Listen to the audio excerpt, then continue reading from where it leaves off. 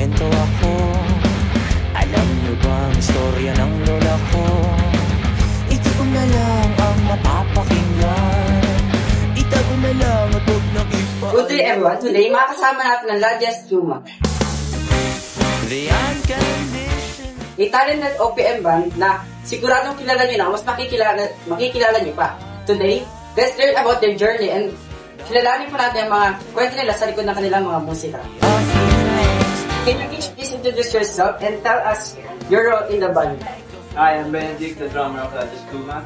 Hello, I'm Wayne, I'm the bassist. Hi, I'm Matthew, the vocalist and songwriter of the band. Hi, I'm Nathan, the rhythm guitarist and Zanimos. I'm Nico, Waterboy, the lead guitarist.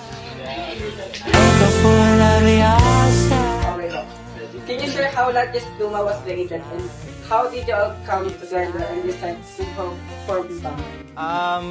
Nasa Makati kasi ako noon, doon ako dati nag-work and eto, kabanda ko na siya dati si Nathan.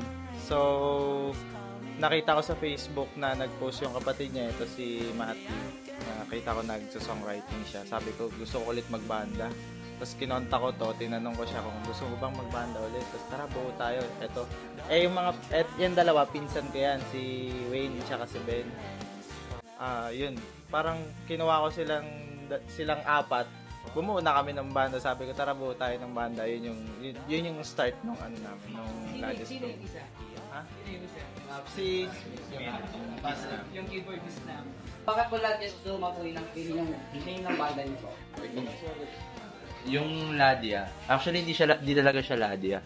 Ano siya, Ladia. Kasi bago kami mabuo, parang nagkaroon ako ng isang panaginip na meron akong kasamang girl sa panaginip ko. And kasama ko siya sa isang paglalakbay. Tapos parang yung name niya na yan, parang nag-sync in siya sa utak ko. Kahit na galing siya sa panaginip, parang pagising ko, nandun pa rin yung name niya. Pero hindi ko pa sila banda nun. Tapos nung nakilala ko sila, parang nag-isip kami kung ano gusto namin name ng band. Tapos sabi ko, nga pala, may napaginipan akong name ng isang girl. Sabi ko, Ladias. Ayun. Tapos yung Pluma. Ito, sa idea niya naman. Yung Pluma, yung para siyang yung lumang pen na mga gamit nila sa Rizal, mga gano'n. Parang si Ladias, yun yung galing sa dreams niya. Parang doon yung pag-songwriting niya. Parang yun, Ladias King. Yeah. What's your favorite Ladias Juma song to perform and why? To perform? Pinaka-favorite ko na kanta ng Ladias Juma is Maria Clara pa rin. Maria Clara. Kasi, then, na-focus namin yung namin, yung goal namin, yung path namin na execute kung anong talong gusto namin, ilabas din. Tsaka, nakinalabay ko rin, tutulog ako pag-gabi. Ano ba reason pa ba't niyo po nabuo yung Maria Clara? Kasi di ba magkasama kami sa bahay.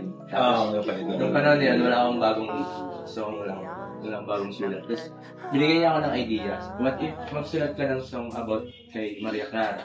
Tapos yung idea ng Maria Clara, parang nag-sync in siya sa utak ko. Gusto ko siyang gawing songs. But in that time, wala akong instrument. I don't have guitars and whatever. Tapos, gusto ko siyang isulat. Kaso wala akong instrument. Ang ginawa ko, yung dalawang hands ko, ginanto-ganto sa tayo. Ayun, gumawa ko dito. Tapos, gumawa ko ng lyrics and melody. Tapos, dito na ako sa band. Dito siya nabuo. How did you first get into drumming and what inspired you to join Ladias Juma po? First time ko talaga nag-drums, kasama ko si Patrick, yung wala dito, absent siya. Best friend ko yun since elementary hanggang ngayon. So, talagang nag-aral ako. Napilitan ako mag-aral na mag-drums dahil may sasaling kami Battle of the Band sa may Coleo. Then na yun, siyempre na-enjoy kami. Tapos yung mga dad namin, nagbabanda rin kasi. Kaya tinuloy namin yung legacy nila na Mozart. And talaga una namin may banda. Kami, ako, si Wayne, si Nico, at si Patrick, Mozart kami. Then ayun, gusto talaga na gumawa ng sarili mga kanta. Tapos nung nakilala namin si Matthew, talagang na-inspire na ako na magtuloy-tuloy. Magsipag mag-drums, and ayun nga. Okay lang at mga ilang years na po kayo? Nag-start naman like 2023 guys. July? June tayo nag-join together. June 10. June 10. So, June 10, 2023. So, 2 years? Ay, hindi. 2 years na. 2 years na. Okay na yan. Ano na tayo? Listen na. Joke lang. So, ano pa yung pinakaunang kanta niyo? First release. First release. Ano siya? Kwentong bayan. Mahal. Hindi, mahal. Mahal ba? Hindi, ang ano kasi, Kasi ang una namin na-record yung Kwentong Bayan. Pero hindi siya Hindi siya na-release. Tapos ang nirelease natin is Mahal. Mahal.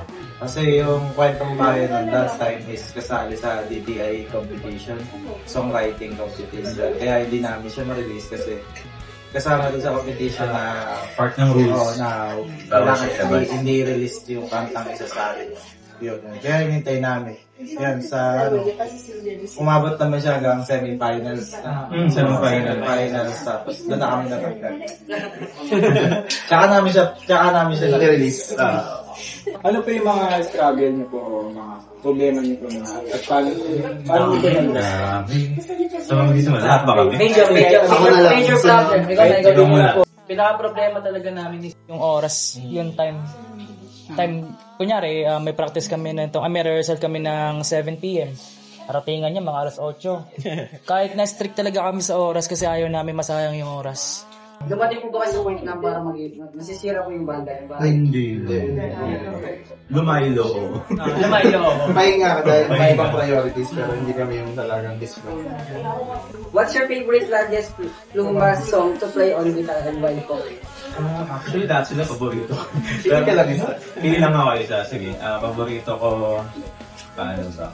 Actually, dalawa yung paborito ko yung, pero unang-una yung Maria Clara kasi, yun nga, yung sinabi ko sa kapatid ko na gumawa ka ng song about kay Maria Clara. Kasi during that time, alam niyo yung mga TikTok natin, masyado siyang parang hindi siya suitable sa mga manunood. Like, I want to iangat ulit yung personality as Maria Clara of the Philippines, diba? Yung dignity ng isang dalagang Pilipino. So, sabi ko kay Matthew, Matt, suot ka ng Maria Clara. Parang ito yung parang point of view natin na dapat pinatuloy mo kita ng mga kabataan. Maria Clara is not just kwento lang sa novela. Okay. Pero pag true song, yun, mas ma-appreciate siya ng mga kabataan at the same time, enjoy music natin. What's the hardest guitar solo you have played in any of your songs? Mahirap ka na. Pero yun. Sa akin siguro yung soon to be release namin na song na telenovela. Sa ngayon. Yun yung para sa akin pinaka mahirap. Pero hindi pa naman siya release. Sa tingin ko Kwentong Bayan. Yun yung pinaka mahirap na release na. Ano pong banda yung parang nag-push ko sa inyo? Pumota dahil mo na ito. Bakit inaarito rin ito? Naku, mahirap. Madami yung example lang. Masyadong complex. The Beatles. Tapos, Led Zeppelin. May Chemical, Nirvana. Sa OPM. Corpse Face. E-Heads, Corpse Spades, Juan de la Cruz Band. Marami kami kaya pag sinakinggan yung kanta namin, di namin alam kung ano genre namin. Ano po may advice niyo po sa mga nag-start pa po bumuha ng mga banda? Siguro focus lang kayo sa sa art na ginagawa nyo, tsaka huwag niyong pansinin yung mga sinasabi ng tao nakapaligid sa inyo. Gawin niyo kung anong gusto niyo.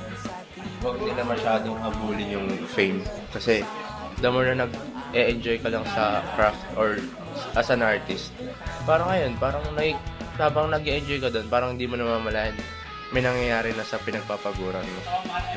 Saka, sa akin naman, gawin nyo yung music as escape nyo sa lahat ng pinagdadaanan mo. Parang dapat yun yung maging comfort zone mo na ginagawa yung music kasi mahal mo siyang gawin. Do your craft. Kaya wag mong pansinin yung sinasabi ng iba. Kasi ako, danas ko yun eh. Wag mo nang tuloy yan. Wala ka mapupuntahan dyan. Hindi ka matututo niyan. Pinakitaan ko. Sa akin naman, magsipag ka lang at mag-enjoy ka lang. Yun lang talaga yung pinaka-importante din. At saka sa mga sinabi rin niya, yun lang.